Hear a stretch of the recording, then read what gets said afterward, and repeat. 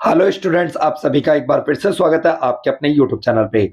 आज हम लोग क्लास 11 की पॉलिटिकल साइंस का बुक नंबर सेकंड का जो अपना एक इंपॉर्टेंट चैप्टर है बच्चों, नागरिकता सिटीजनशिप, इसके इंपॉर्टेंट क्वेश्चंस को पढ़ेंगे। बच्चों मैंने पहले ही बता दूं आपको, वीडियो शुरू करने से पहले हमारे चैनल पे आप अगर प्लेलिस्ट पे जाएंगे तो आपको दो प्लेलिस्ट मिल जाएगी क्लास 11 के पॉलिटिकल साइंस की। एक चैप्टर के फुल एक्सप्लेनेशन की वीडियो मिल जाएगी बच्चों प्लेलिस्ट आपको, और एक इंपॉर्टेंट क्वेश्चन, ये हमारा इंपॉर्टेंट क्वेश्चन की वीडियो है। चले बच्चों, नागरिकता से जुड़े हुए जितने भी इंपॉर्टेंट क्वेश्चन है 1 मार्क्स के, इन क्वेश्चनों को देखते हैं। और हाँ, ये 1 मार्क्स के क्वेश्चन बहुत इंपॉर्टेंट होते हैं बड़े क्वेश्चनों का आंसर लिखने के लिए। तो बच्चों इसे ध्यान से जरूर देखें, अंत तक जरूर देखें, आपके एग्जाम के लिए ये क्वेश्चंस बहुत इंपॉर्टेंट है। क्वेश्चन नंबर फर्स्ट कह रहा है बच्चों हमारा, नागरिक वह व्यक्ति है जिसको राज्य के कानून संबंधित विचार विमर्श और न्याय प्रबंध में भाग लेने का अधिकार होता है। यह कथन किसने कहा था? वापस से सुन लीजिए बच्चों, क्वेश्चन नंबर फर्स्ट, नागरिक वह व्यक्ति होता है जिसको राज्य के कानून संबंधित विचार विमर्श और न्याय प्रबंध में भाग लेने का अधिकार होता है। यह किसने कहा था? तो यह अरस्तु ने कहा था। क्वेश्चन नंबर सेकंड है बच्चों, अपनी अपनी सुलझी हुई बुद्धि को जनहितों के लिए प्रयोग करना ही नागरिकता है। यह कथन किसने कहा था? तो यह कथन कहा था बच्चों हमारा लास्की जी ने। क्वेश्चन नंबर थर्ड है बच्चों, क्वेश्चन नंबर थर्ड क्या कह रहा है, किन्हीं दो साधनों का नाम लिखो जिस जिनसे राज्यकृत नागरिकता प्राप्त की जा सकती है। तो एक तो विवाह है और दूसरा क्या है, सरकारी नौकरी। क्वेश्चन नंबर फोर्थ है बच्चों हमारा, किन्हीं दो साधनों का नाम लिखें जिनसे नागरिकता समाप्त हो सकती है। एक तो लंबी अनुपस्थित, अगर आप देश में लंबे टाइम से रह नहीं रहे होंगे तो, और दूसरा क्या है बच्चों हमारा, दूसरा है पराजय द्वारा, मतलब जब किसी देश को पराजय मिल जाती है। ठीक है बच्चों, ये होगा हमारे question number fourth. Question number five क्या कह रहा है बच्चों?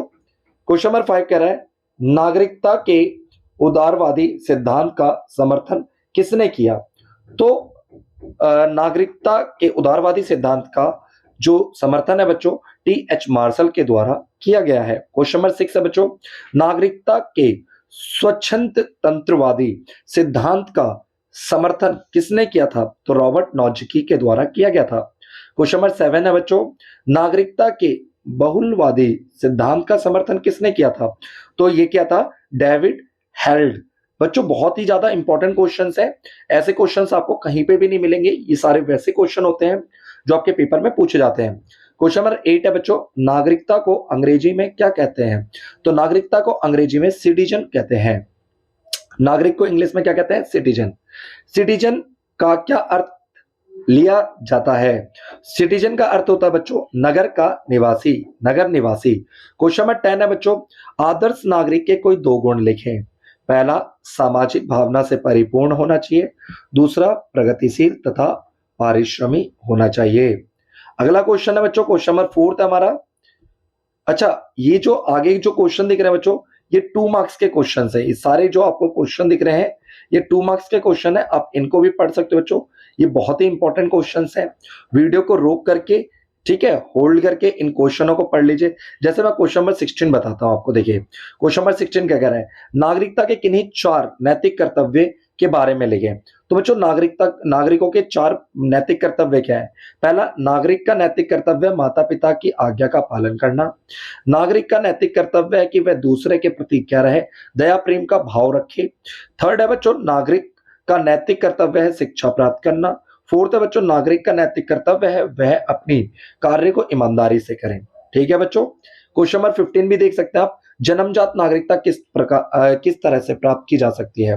तो बच्चों जन्म स्थान के सिद्धांत पर और रक्त संबंध के सिद्धांत पे। जैसे आपका मान लो जन्म भारत में हुआ है तो आपको भारत की नागरिकता मिल जाएगी, तो ये पहला पॉइंट है, जन्म स्थान के सिद्धांत।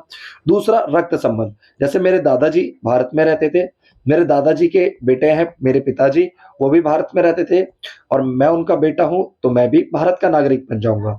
तो ये होता है रक्त संबंध के सिद्धांत पर। ठीक है बच्चों, अब क्वेश्चन नंबर 14 आप देख सकते हैं। क्वेश्चन नंबर 14 क्या कह रहा है, नैसर्गिक नागरिकता के संबंध में प्रचलित सिद्धांत की व्याख्या कीजिए। तो नैसर्गिक नागरिकता के संबंध में 2 सिद्धांत बहुत ज्यादा प्रचलित है। पहला, जन्म स्थान के आधार पर, दूसरा रक्त संबंधी सिद्धांत। तो बच्चों इसे इंपॉर्टेंट है ये भी, ठीक है। नागरिक और नागरिकता में अंतर, बच्चों ये वेरी वेरी इंपॉर्टेंट क्वेश्चन देख लीजिए। ठीक है। नागरिक और नागरिकता में क्या अंतर होता है? नागरिक वह व्यक्ति होता है जो किसी नगर की निश्चित परिधि के अंदर निवास करता है, परंतु नागरिक शास्त्र में नागरिक शब्द का विशेष अर्थ है। नागरिक शास्त्र में उस व्यक्ति को नागरिक कहा जाता है जिसे राज्य की तरफ से राजनीतिक तथा सामाजिक अधिकार प्राप्त होते हैं। भारत में 18 वर्ष के पुरुष और स्त्री को नागरिक कहा जाता है। तो बच्चों, ये आपको मैं उम्मीद करता हूं चीजें समझ आई होंगी। आप इन सारे क्वेश्चनों को स्क्रीनशॉट लेकर के पढ़ सकते हैं। ठीक है बच्चों, जैसे क्वेश्चन नंबर 10 हो गया, बहुत इंपॉर्टेंट है। क्वेश्चन नंबर 9 इंपॉर्टेंट है बच्चों। ये सारे इंपॉर्टेंट क्वेश्चंस हैं। ठीक है। नागरिकता की डेफिनेशन, तो बच्चों ये सारे क्वेश्चन बहुत ज्यादा इंपॉर्टेंट है। आप इसको स्क्रीनशॉट लेकर के आप नागरिकता के चैप्टर के क्वेश्चंस पढ़ सकते हैं। मैंने प्लेलिस्ट बता दिया है। और जिन सब्जेक्ट के आपको क्वेश्चन चाहिए तो आप कमेंट बॉक्स में कमेंट करके जरूर बताएं। इससे क्या होता है, इससे हमको भी मोटिवेशन मिलता है और वीडियो बनाने के लिए। ठीक है बच्चों, तो आप जल्दी से जल्दी हमारे चैनल को कम से कम अपने एक बेस्ट फ्रेंड के साथ शेयर करें और एक स्कूल ग्रुप में शेयर करना ना भूलें। Thank you for watching our YouTube channel.